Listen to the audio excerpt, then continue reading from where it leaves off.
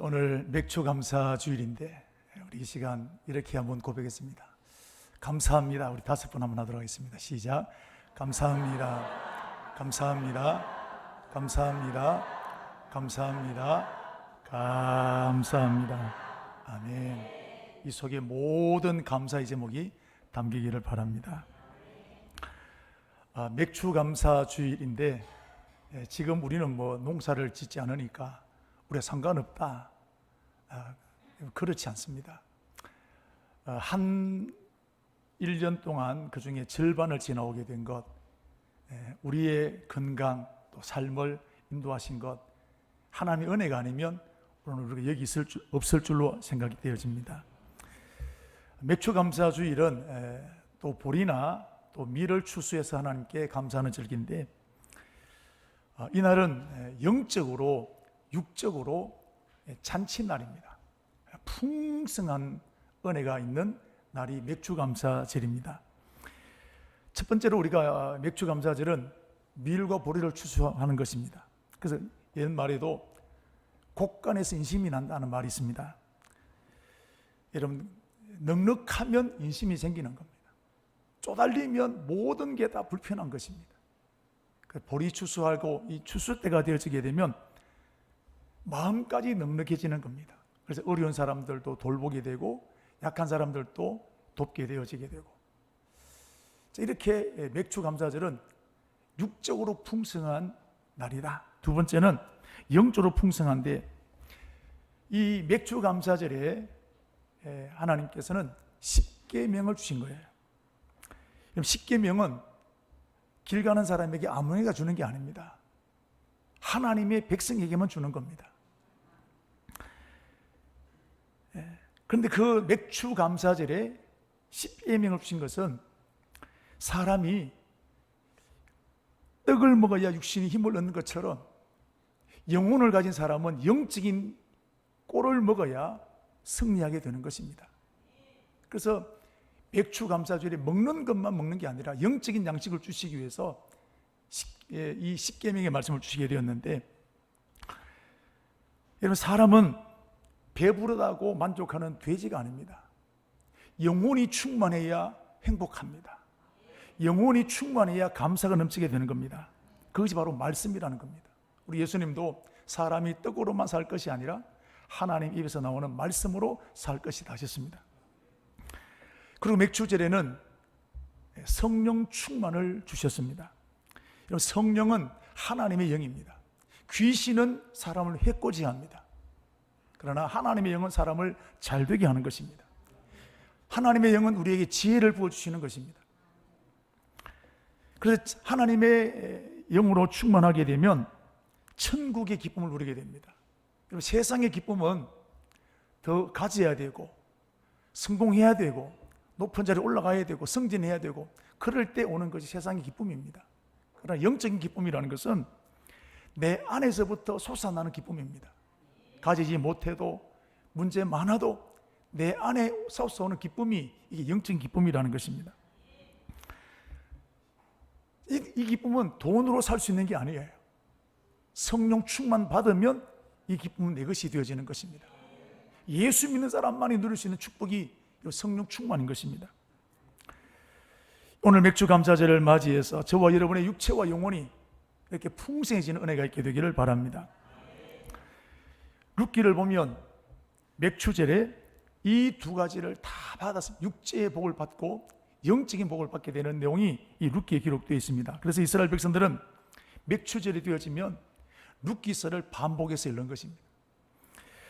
오늘 본문을 보게 되면 나옴이라는 한 가정이 나오게 됩니다.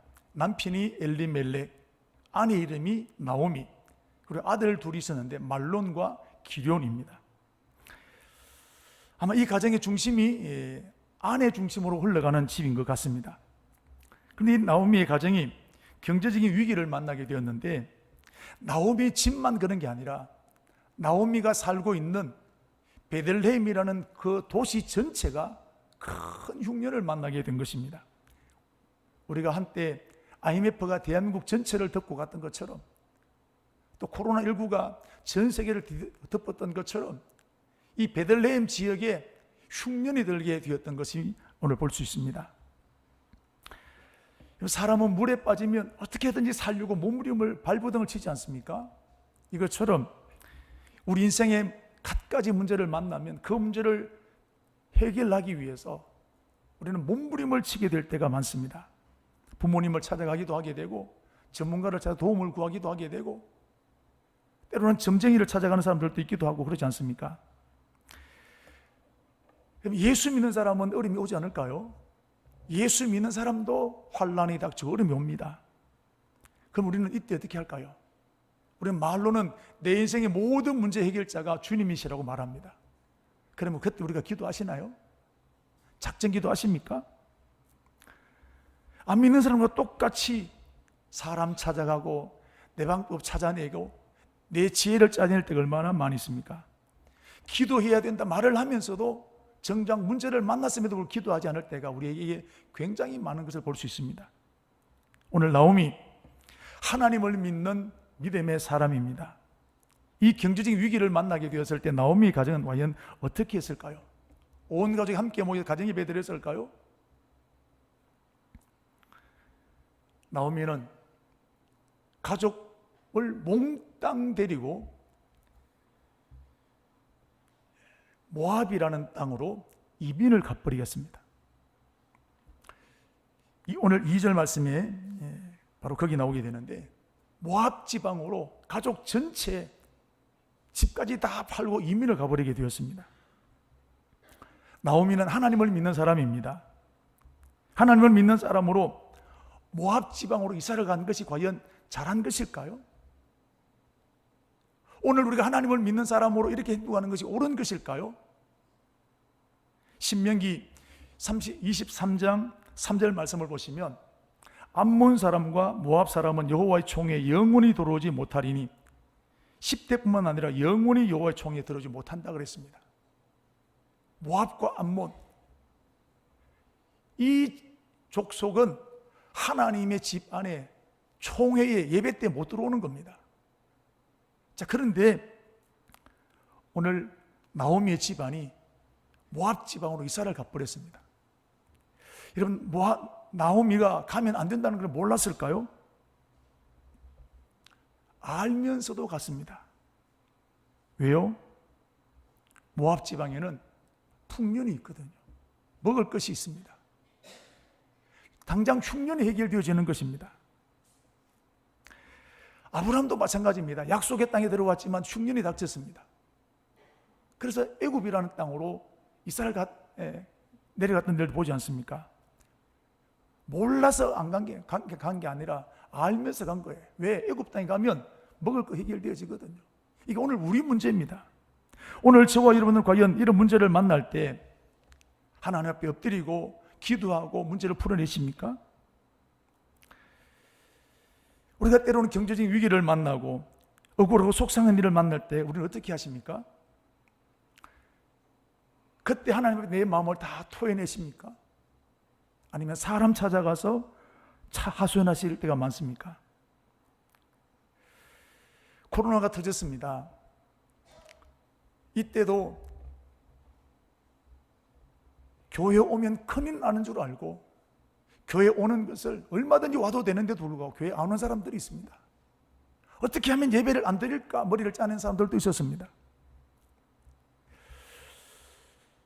이렇게 하나님을 믿지만 문제를 만나면 세상 사람들과 똑같은 모습들이 우리 안에 굉장히 많은 거예요.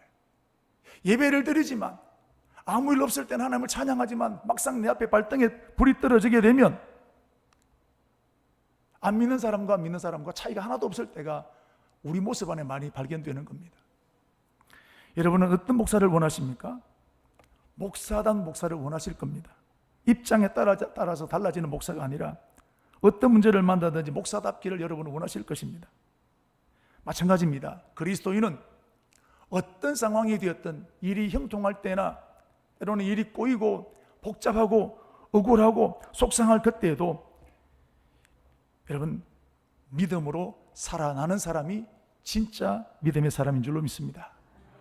우리 청강에 여러분 이런 사람이 되어지기를 주의 이름으로 축복합니다. 나오미 흉년을 만나게 돼서 그때 믿음이 다 드러나게 되는 거예요. 위기를 만나니까, 환난이 닥치니까 그가 믿던 믿음이 한순간에 드러나게 되는 것입니다. 자, 나오미는 이제 오지 말아야 할 모압 땅으로 이사를 왔습니다. 어떻게 되었을까요? 흉년 걱정 없이 잘 살았습니다. 하는 일 잘 되었습니다. 두 아들 말론과 기론 결혼 다 시켰습니다. 그런데 10년 정도가 지나갈 때 여기저기서 문제가 터지기 시작합니다. 먼저 하늘같이 믿었던 남편이 죽게 되었습니다. 기둥 같은 두 아들 말론과 기론이 또 죽게 되었습니다. 그리고 그 많던 재산들 한순간에 다 없어지고 말고 알거지가 되고 말았습니다. 잘 살기 위해서 왔는데 10년쯤 지나고 나니까 남는 게 아무것도 없는 거예요. 아브라함도 잘 살기 위해서 흉년을 타개하기 위해서 애굽으로 가게 되었는데, 애굽으로 갔다가 자기의 반쪽인 사라가 아내를 빼앗길 뻔했던 여러 위기를 만난 것을 보지 않습니까? 나오미의 가정은 한꺼번에 문제가 터진 것이 아니라 10년 동안에 서서히 무너지게 되었습니다. 여러분, 사람은 한꺼번에 사고를 만나거나 한꺼번에 문제를 만나면 빨리 깨닫게 됩니다. 이거 큰일 났다. 그러나 10년 동안 서서히 일어나게 되면 그것이 하나님의 심판인 줄 못 느끼는 거예요. 나오미도 처음에 남편의 죽음은 그냥 죽음인 줄 알았습니다. 두 아들의 죽음 사고인 줄 알았습니다. 그런데 어느 날 이것이 하나님의 심판인 것을 깨닫게 되었습니다. 6절 말씀을 보시면, 그 여인이 모압 지방에서 여호와께서 자기 백성을 돌보시사 그들에게 양식을 주셨다함을 듣고 이에 두 며느리와 함께 일어나 모압 지방에서 돌아오려 하여 그랬습니다. 하나님께서 자기가 살았던, 버리고 왔던 그 베들레헴 땅에 풍년을 주셨다는 것입니다. 자기는 지금 쫄딱 망했는데 버리고 왔던 그 땅은 풍년이 넘치는 땅으로 하나님 축복하셨다는 겁니다. 이 소식을 듣게 될 때 영적인 눈이 뜨이게 되었습니다. 여러분, 영적인 깨달음은 다른 사람이 볼 때는 아이고 뭘 가지고 그거 가지고 깨닫냐. 영적인 깨달음은 나만이 아는 거예요. 하나님이 아시고 내가 가장 필요할 때 하나님 그 문제를 가지고 나에게 말씀하시는 것입니다. 다른 사람들은 베들레헴이 풍년이 들었구나, 그럴 수 지나갈 수 있습니다. 그러나 나오미는 풍년이 든 이 베들레헴을 바라보면서 하나님께서 주시는 영적인 눈이 열리게 되었습니다. 그리고 그러면서 13절에 이렇게 고백합니다. 13절 끝에 보게 되면 이렇습니다. 여호와의 손이 나를 치셨으므로 나는 너희로 말미암아 더욱 마음이 아프도다. 오늘 내가 이렇게 쫄딱 망하게 된 것, 남편이 죽고 두 아들이 죽고 알가지가 되어진 것, 우연히 일어난 게 아니라 하나님께서 치셨다라는 거예요. 하나님께서 심판하셨다는 것입니다.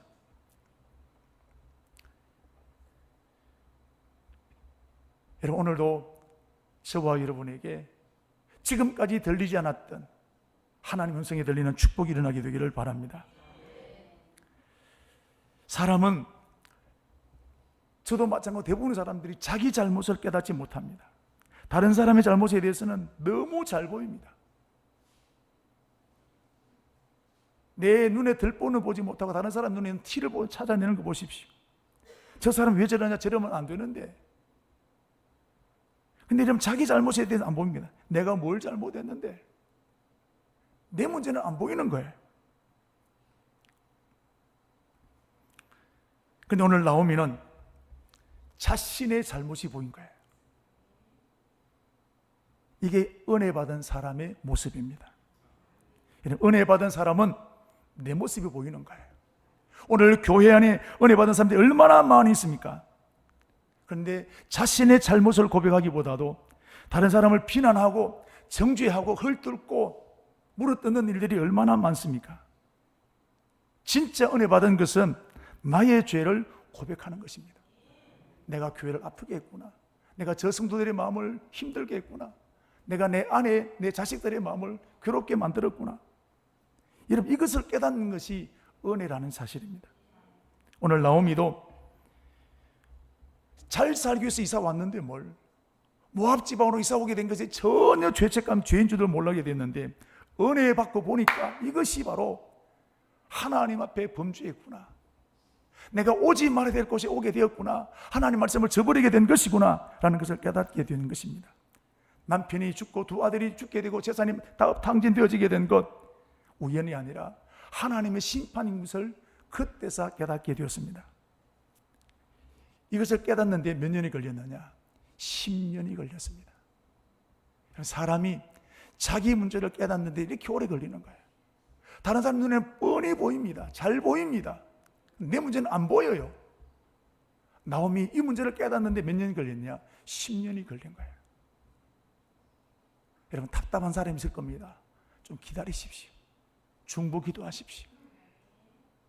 하나님 반드시 때가 되면 보게 하시고 깨닫게 하실 줄로 믿습니다. 은혜 받아야 내 잘못이 보입니다. 오래 믿었다고 목사라고 30년 믿었다고 되는 게 아닙니다. 은혜 받아야 내 모습이 보이게 되는 거예요. 저는 우리 사랑하는 청강교회에 내 모습이 보이게 되는 은혜가 있게 되기를 축복합니다. 오늘 나오미 이제 자기 잘못을 깨달았습니다. 여러분, 사람이 내 잘못을 깨닫고 책임지려고 하면 어떻게 될까요? 그때부터 축복의 길이 열릴까요? 여러분, 세상을 보십시오. 내가 내 때문이다, 내 책임이다 라고 하면 사람들은 책임지라, 변상해라. 내가 책임진다 했으니까 내가 이거 감당해야 됩니다. 그래서 사람들은 내가 잘못인 줄 알면서도 시인하지 않습니다. 자꾸 변명하게 됩니다.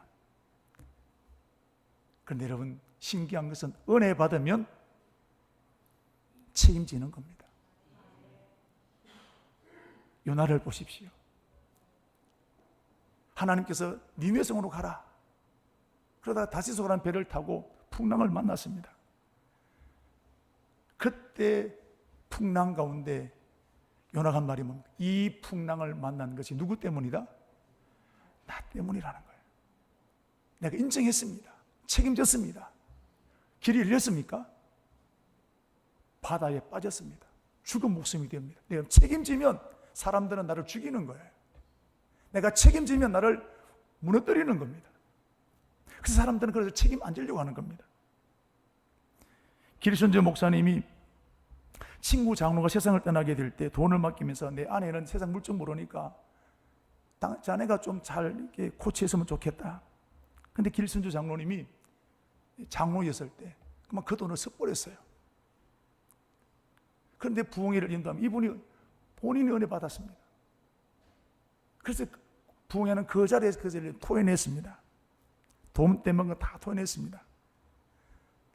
여러분, 토해내면 책임지면 어떻게 돼요? 그걸로 끝납니까? 변상해야 됩니다. 책임진다는 것은 여러분, 변상해야 되는 겁니다. 나오미도 며느리들이 이렇게 말했습니다. 나 때문이다.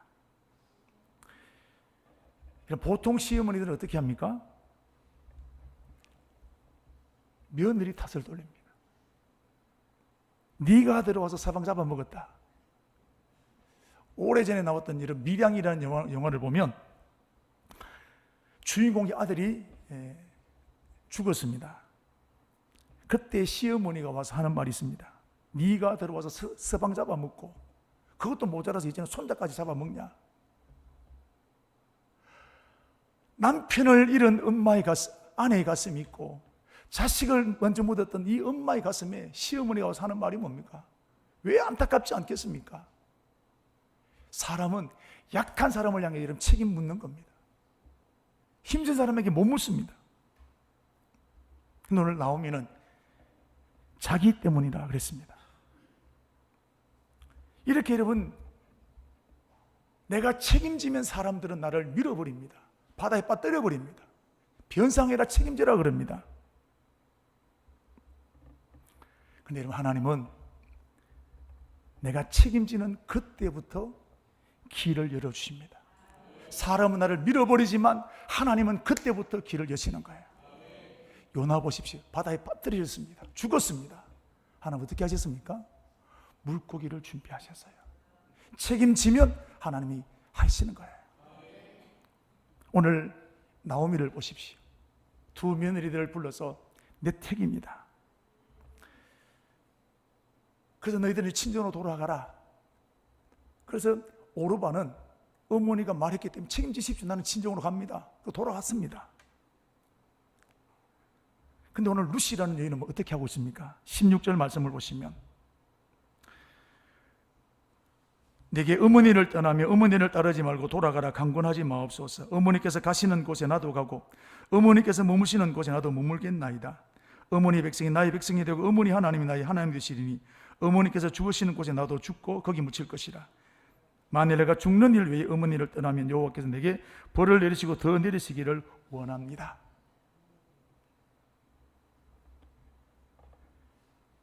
어머니를 책임지겠다는 거예요. 가난한 집안입니다. 남편도 없습니다. 홀씨 어머니를 평생 동안 책임지겠다는 이것이 여러분 착하다고 할 수 있는 일이겠습니까? 오늘 루시 겁도 없이 이 맹세를 해버립니다. 오르바란 며느리, 루시라는 며느리 중에 누가 현명한 며느리입니까? 왜 루스는 이 말도 안 되는 바보 같은 짓을 했을까요? 하나님이 감동 주셨기 때문입니다. 루시, 내 책임이다 라고 했을 회개할 그때에 하나님께서 이 루시라는 며느리 마음속에 내가 어머니를 책임져야지 강력한 감동을 주셨던 것입니다. 하나님은 회개할 때 축복의 사람을 붙여주십니다. 오늘도 저와 여러분에게 축복의 사람이 많이 열려지게 되기를 바랍니다. 하나님 주신 첫 번째 축복의 사람을 만나게 하시는 거예요. 오늘 나오미는 룻을 만난 것이 축복이라는 사실입니다. 하나님 내가 책임지면 이렇게 사람 붙여주십니다. 두 번째, 용기를 주십니다. 이 용기는 뭐냐? 할 수 있는 힘을 말하는 거예요. 금이환양이라는 말이 있습니다. 고향으로 돌아갈 때는 성공해서 돌아가고 싶습니다. 좋은 차를 타고 돌아가고 싶습니다. 멋진 옷을 입고 돌아가고 싶습니다. 실패자로 고향에 돌아가는 건 정말 싫은 일입니다. 재산 다 탕진해버렸던 둘째 아들이 아버지 집에 돌아올 때 거꾸로 돌아오고 싶은 마음이 있었겠습니까? 얼마나 비참한 일이겠습니까? 오늘 나오미도 멋있게 화려하게 고향으로 돌아가면 얼마나 좋겠습니까? 다 망했습니다. 남편 죽고 두 아들 죽고 재산 다 날리고 고향으로 돌아가는 그 나오미의 발걸음, 아마 죽고 싶은 심정일 겁니다. 비참합니다. 돌아가면 사람들이 격려하고 위로하겠습니까? 손가락질 다 할 겁니다. 특별히 룻은 이방 여인입니다. 혈통을 중요시 여기는 여러분 이스라엘 나라 백성들이 온갖 비난을 쏟아내게 될 것입니다. 이런 고향으로 돌아가기 위해서는 용기가 필요한 거예요. 여러분 순종하려고 하면 용기가 필요합니다. 안 되면 어떻게 되지? 믿음으로 살려고 하면 여러분 용기가 필요한 것입니다. 선한 일을 위해서 하려고 하면 여러분 용기가 필요한 것입니다. 악과 싸우기 위해서도 용기가 필요한 것이에요.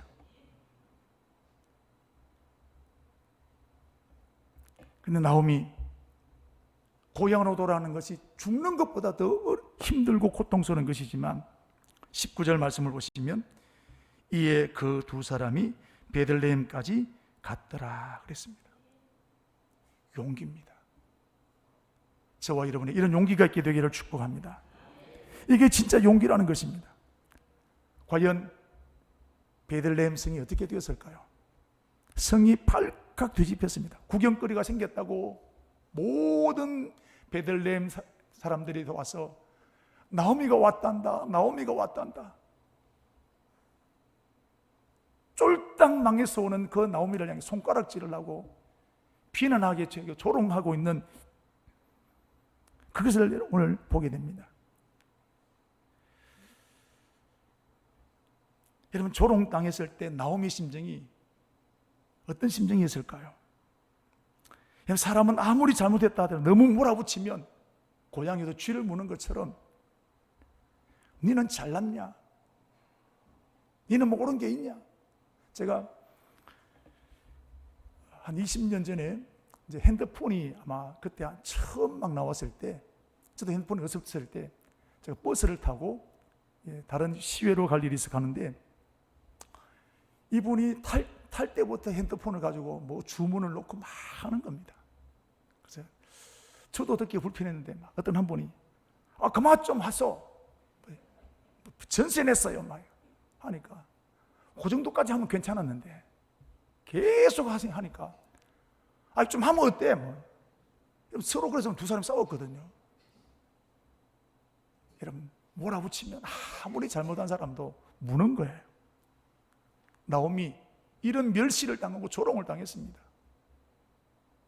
마음속에 얼마나 분노가 생겼을까요? 근데 20절, 21절 보십시오. 나오미는 그대로 받아들입니다. 내가 풍족하게 나갔더니 여호와께서 비어도록 하셨느니라. 여호와께서 나를 징벌하셨고 전능자가 나를 괴롭게 하셨거늘 너희가 어찌 나를 나오미라 부르느냐. 그대로 받아들이는 겁니다. 그래, 욕해라. 욕할 만하지 뭘.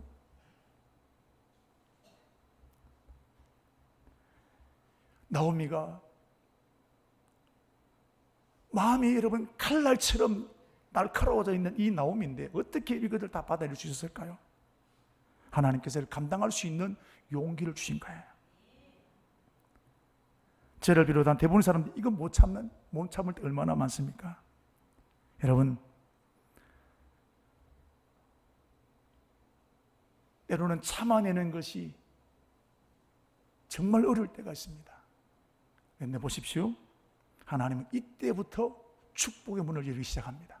사람은 비난하고 조롱하고 나를 짓밟게 되지만 하나님께서는 그때부터 나에게 길을 여시는 거예요. 나오미가 베들레헴에 돌아왔을 때 그때가 언제였냐? 오늘 22절 끝에 보면 보리 추수 시작할 때 베들레헴에 이르렀더라 그랬습니다. 일부러 보리 추수할 때 맞춰서 돌아온 게 아닙니다. 은혜 받고 결단하고 돌아왔는데 돌아와 보니까 보리 추수 시작할 때였다는 겁니다. 나오미는 돌아왔지만 땅 한 떼기 없습니다. 당장 떼거리가 없습니다. 근데 그때가 보리 추수할 때라는 겁니다. 여러분, 이게 우연일까요? 돌아오면 하나님 책임져 주시는 거예요. 하나님께서 돌아오는 그때가 마치 보리 추수할 마치 타이밍을 맞춘 것처럼 그때 돌아오게 하신 것입니다. 그래서 며느리 룻이 보리싹을 주어서 때거리를 끼니를 그때마다 하루하루 해결하게 되었습니다. 하나님은 보리싹 줍는 이 하찮은 일 같지 않은 일, 돈 안 되는 이 일을 통해서 생각지 못했던 길을 열어주는 겁니다. 이런 보리싹 줍는 것은 입에 풀칠하는 겁니다. 이걸 가지고 뭔 저축을 생각하거나 미래를 꿈꾸거나 이러면 그럴 수 없습니다. 하루 먹고 하루 살아가는 겁니다. 내일이 없습니다. 그런데 오늘 룻은 이 하찮은 일, 이 허드렛 일에 최선을 다하는 겁니다. 2장 5절부터 7절 말씀까지 보면 아침부터 와서 잠시 쉬는 것 외에 지금까지 계속 일을 합니다. 이런 다른 사람이 다른 사람을 칭찬하기 쉽지 않습니다. 근데 나오미는 얼마나 열심히 일을 했던지 칭찬받게 되었습니다. 일 같지 않은 일, 이것 가지고 우리가 뭘 먹고 살겠냐? 오늘 저와 여러분들, 내가 이것 가지고 뭐 하겠냐? 그 일에 오늘 나오미는 생명을 들여 일하게 된 것입니다. 그런데 하나님은 이 보리싹 줍는 이 일에 생각지 못했던 길을 축복을 열어주셨는데, 보리싹 주우러 간 이런 그 밭이 누구 밭이냐? 보아스라는 사람이 밭입니다. 자, 2장 3절 말씀을 보시면 보아스에게 속한 밭에 이르렀더라 그랬습니다. 계획해서 보아스라는 사람이 밭에 간 게 아닙니다. 가다 보니까 보아스의 밭이었습니다. 보아스는 어떤 사람이냐? 3절 말씀을 보시면 우연히 엘리멜렉의 친족 보아스에게, 엘리멜렉의 친족입니다. 시아버지의 친척이라는 겁니다. 그리고 20절 말씀을 보시면 기업 물을 자 중에 하나이니라 그랬습니다. 보아스가 기업 물을 사람이었다는 겁니다. 이스라엘 나라에는 기업 물을 제도가 있는데 특별한 이스라엘 나라만 있습니다. 무슨 내용이냐면 형이 결혼해서 먼저 세상을 떠나면 형수를 누가 책임지느냐? 시동생이 책임집니다. 형님의 대를 잇는 겁니다. 그리고 형님이 없다, 형제가 없다 그러면 사촌이 책임집니다. 육촌이 책임지는 겁니다. 자, 루시의 남편이 죽었기 때문에 가까운 친척이 나오미의 가정의 빛이라든지 루시를 책임져야 되는 겁니다. 근데 그 책임질 기업 물을 자가 누구였느냐? 보아스였습니다. 근데 보아스를 보시면 혼자 살고 있는 사람이었습니다. 그리고 특별히 보아스에 대해서 루시에 대해서 굉장히 좋은 감정을 가지고 있었는데 11절, 12절 말씀을 보시면 보아스가 그에게 대답하여 이르되 내 남편이 죽은후로 내가 시어머니에게 행한 모든 것과 내 부모와 고국을 떠나 전에 알지 못하던 백성에게 온 일이 내게 분명히 알려졌느니라. 여호와께서 내가 행하시는 일에 보답하시기를 원하며 이스라엘 하나님 여호와께서 그의 날개 아래 보호를 받아온 내게 온전한 상 주시기를 원하노라. 보아스가 루시에 대해서 굉장한 호감을 가지게 되었습니다. 그런데 문제가 생겼는데 보아스보다도 더 가까운 친척이 있었습니다.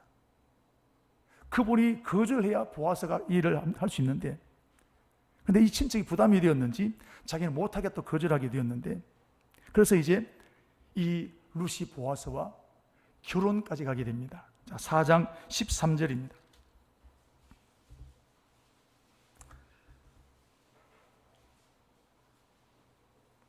보아스가 루스를 맞이하여 아내로 삼고 그랬습니다.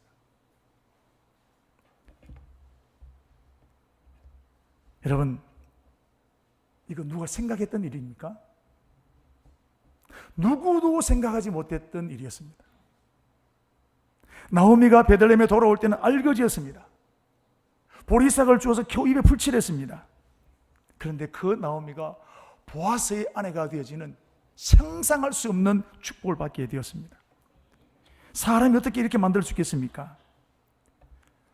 믿음으로 결단하고 오게 되었을 때 하나님은 보아스를 만나는 축복을 열어주시게 된 것입니다. 여러분, 결단하면, 내가 책임지면 하나님이 그때부터 길을 여시는 거예요. 오늘도 저와 여러분을 책임지고 나가면 하나님께서 보아스를 준비해 놓으신 줄로 믿습니다.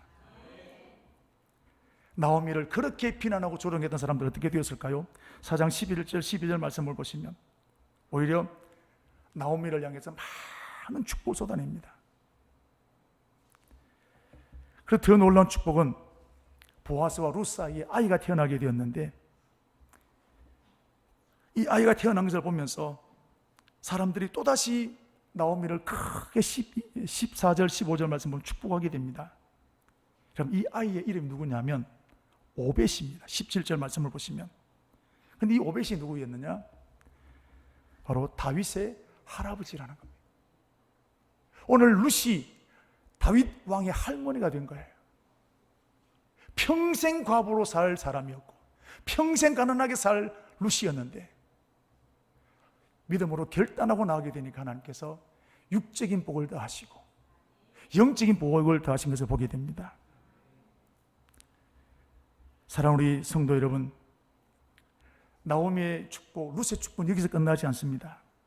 마태복음 1장 1절 아브라함과 다윗의 자손 예수 그리스도의 세계라. 예수님의 축복가 쭉 나옵니다. 그러나 그 중에 6절 끝에 보게 되면 5절과 6절을 보게 되면 살몬이 라합에게서 보아스를 낳고 보아스는 룻에게서 오벳은 이새를 낳고 이새에서 다윗이 나왔다. 쭉 나가면 예수 그리스도가 태어나게 되는 것입니다. 룻이 자기 일생 가운데 메시아가 태어날 걸 여러분 상상이나 했겠습니까? 결단하고 나오면 하나님이 책임져 주시는 것입니다. 이것보다 더 좋은 축복이 어디 있겠습니까? 맥주절은 영적으로 육적으로 무너지고 파괴되었던 것에 하나님이 복을 주시는 절기입니다. 이번 맥주 감사주일에 나오미 집에 루시의 집에 일어났던 이 축복이 우리 교회와 저와 여러분의 가정에 일어나게 되기를 축복합니다.